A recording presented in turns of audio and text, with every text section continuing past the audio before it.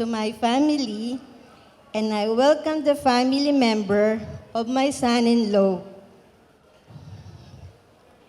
Salamat sa pagmamahal ninyo sa aking anak, Pare at Mare, at sa pamilya. B and Lay, simula na kayo sa punto ng buhay na tinatahak niyo na ang pinakamatapang na gagawin ng isang tao. Chef, hinabaan ko nga, sabi ko, di ba reception ako? Ang magpakasal, kumbaga sa laro, sa lalaki, game over ka na. Pero start game ulit sa panibagong buhay, nakasama ang iyong taong minamahal, ang aking anak na si B. Dito, 2 players na kayo. At may stage na tinatawag na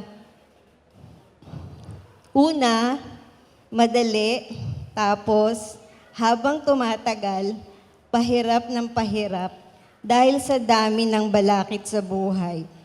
Pero makakayanin nyo ito kasi dalawa kayong magtutulungan, di ba? Ito ang matapang na ginawa mo, Lay, sa buhay mo. Ang pakasalan ni si B, tama ba ako? Dahil nakita mo na kontento ka na, at nasabi mo sa sarili mo, ito na nga ang reyna ng aking buhay. Tama ba? Kaya sa inyong dalawa na bagong kasal, alagaan ninyong dalawa ang isa't isa, mahalin ang isa't isa at intindihin. Ang haba talaga.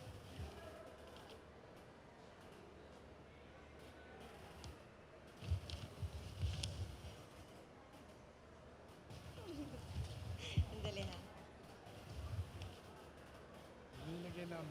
Ilagyan ko ng number. Ang kahinaan ng bawat isa, kayo ang magsilbing sandalan ng bawat isa sa oras ng problema.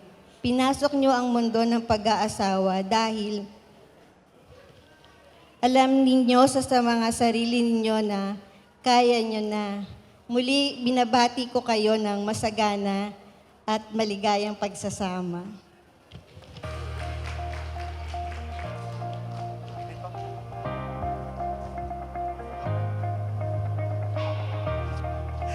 Maraming salamat to Mr. Ruel Anthony and Mrs. Susan Aznar. Mami Susan, pwede daw po bang iwan nyo na yung sulat na yan para basa-basahin po ng dalawa? Yeah. Handwritten letter read tonight. Palakpakan po natin si Mami Susan. As we move on to the parents of our groom, Engineer Armando and Mami Chona Santos. Pakinggan po natin lahat. Okay, magandang gabi sa inyo lahat. Kami ang parents ni Lejan. Unang-una, nagpapasalamat ako sa mga dumalo, sa mga kaibigan ni Lejan at B, sa mga nagkagwapuhan na ninong at ninang, at nagkagandahan ninang pala, at sa mga kamag-anak, at sa mga wedding coordinators, sa mga crew. Magandang gabi sa inyo lahat at thank you very much. And Lay, D, ang ganda ng manugang namin, no? Okay. Hindi kami naghanda, eh.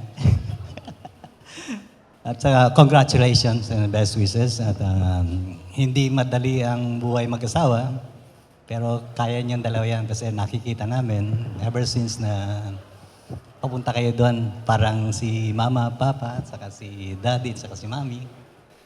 Lahat ng mga troubles, ups and down, mararanasan nyo, hindi ganun kadali ang buhay mag-asawa. Pero habang may trust kayo sa isa't isa, higit sa lahat, yung pagmamahalan yung dalawa, hindi mawawala, malalagpasan nyo lahat. Just like your parents, dumarating yung mga problema, Pero kaya yan, kaya yan. Mahal na mahal namin kayong dalawa. Lalo na ikaw, B, welcome sa family. At B, huwag mo sasaktan si Leia. Iyakin yan eh. Di, alam ko naman na si Lei, good boy yan. At sweetheart ko. Ano pa kaya sasabihin ko? Nasabi na yata lahat. Basta,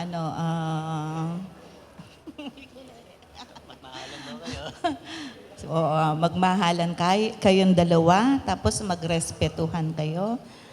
Tapos, welcome sa Santos Family B. Sa wakas, kapamilya at kapuso ka na rin. Then, Lei Chan, be responsible. Tulad ng sabi ko kanina kanina nung kinakasal kayo, be responsible and Husband. responsible husband and responsible father. Yun. Basta yung buhay mag-asawa nga, hindi ganun kadali. Sabi nga ni Papa, maraming pagsubok at maraming masasayang din naman mangyayari. Masarap yung magkaroon ng pamilya, buong pamilya. At lalo na kung yung maraming apo, no? Okay, sige. God bless sa inyong dalawa. At nandito lang kami ni Papa para umalalay sa inyo. Love you both. Bye-bye. Okay, immediate request lang ha. Kambal ka agad. Okay, maraming salamat. May PS pa, kambal agad.